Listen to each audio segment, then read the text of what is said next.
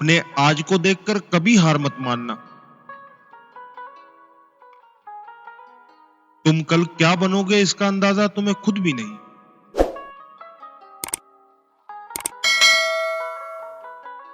जबानों के पीछे मत भागा करो।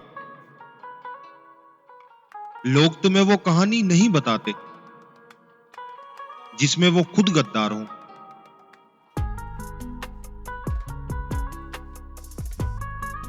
जरूरत के वक्त लोग पानी साफ या गंदा नहीं देखते, सिर्फ आग बुझाते हैं। इसी तरह मतलब के वक्त लोग आपकी खामियां नहीं देखते, सिर्फ अपना काम निकालते हैं।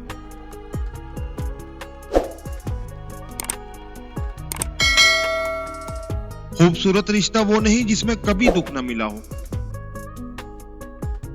बल्कि वो है जिसमें हर दुख के बाद कोई ये कह दे कि कुछ भी हो जाए मैं तुम्हारे साथ हूं।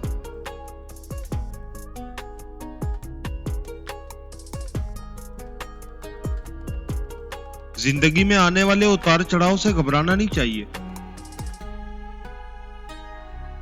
अगर आपका ईमान मजबूत है तो अल्लाह आपको हर मैदान में सुरखरू करेगा।